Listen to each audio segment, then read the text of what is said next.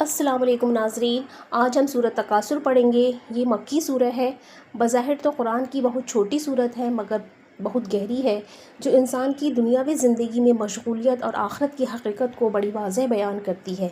تو اس سورت میں اللہ تعالیٰ نے انسان کو خبردار کیا ہے کہ وہ دنیاوی دولت و تکاثر اور فانی نعمتوں میں اتنا مشغول نہ ہو کہ آخرت کی تیاری ہی بھول جائے۔ تو اللہ تعالیٰ نے اس سورت سے ہمیں اس بات کی اہمیت بتائی ہے کہ ہم اسے مال و دولت کی تعداد میں اضافے کی بجائے اللہ کی رضا کے مطابق اپنی زندگی گزاریں۔ حضرت عبداللہ بن جابر رضی اللہ تعالیٰ عنہ کا قول بھی موجود ہے کہ قریش کے لوگ جب ایک دوسرے سے مال و دولت اور اپنی نسل کی بڑھوتری پر فخر کیا کرتے تھے تو اللہ سبحانہ و تعالیٰ نے اس سورت کو نازل کیا تاکہ لوگوں کو بتا سکیں کہ یہ دنیا فانی ہے، یہ چیزیں تمہارے لیے مفید نہیں ہوں گی، بلکہ آخرت کی تیاری ہی تم پر سب سے زیادہ ضروری ہے۔ تو اس سورت میں ہم پڑھیں گے کہ اللہ تعالیٰ نے کیا فرمایا تھا انہیں۔ بسم اللہ الرحمن الرحیم، شروع کرتی ہوں اللہ کے نام سے جو نہایت مہربان اور رحم کرنے والے ہیں۔ الہاکم التکاثر حتی زرتم المقابر، یہ دنیاوی ساز و سامان پر فخر کرنا جو کہ علامت ہے محبت و طلب کی، تم کو آخرت سے غافل کیے رکھتا ہے۔ یہ دنیا میں اتنے مشغول ہو گئے ہیں ہم لوگ کہ ہم اپنے آخرت کو بالکل بھول گئے ہیں، دنیا کے ساز و سامان کو اکٹھا کرنے میں لگے رہتے ہیں۔ کلا سوف تعلمون، یہاں تک کہ تم قبرستانوں میں پہنچ جاتے ہو،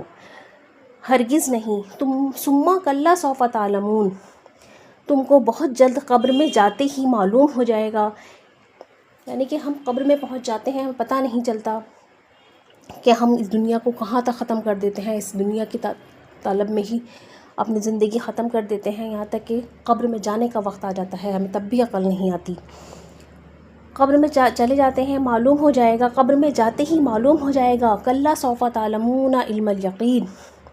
پھر دوبارہ تم کو متنبہ کیا جاتا ہے کہ تم کو دوبارہ بتایا جاتا ہے کہ ہرگز تمہاری یہ حالت ٹھیک نہیں، بہت جلد معلوم ہو جائے گا، ہرگز تمہاری یہ حالت ٹھیک نہیں، تمہیں بہت جلد معلوم ہو جائے گا۔ لَتَرَوُنَّ الْجَحِیمَ ثُمَّ لَتَرَوُنَّهَا عَیْنَ الْیَقِین، اور اگر تم یقینی طور پر دلائل محب الواجب الاتباع سے اس بات کو جان لیتے، اللہ تعالیٰ تم لوگوں کو ضرور دوزخ کو دیکھو گے۔ پھر مقرر تاکید کے لیے کہا جاتا ہے کہ واللہ تم لوگ اس کو ایسا دیکھنا دیکھو گے جو کہ خود یقین ہے، یعنی کہ پھر جب خود دیکھ لو گے تم قبر میں جا کر کے تمہیں یقین ہو جائے گا کہ دوزخ کیا ہے اور جنت کیا ہے، تمہیں جب بھی یقین آئے گا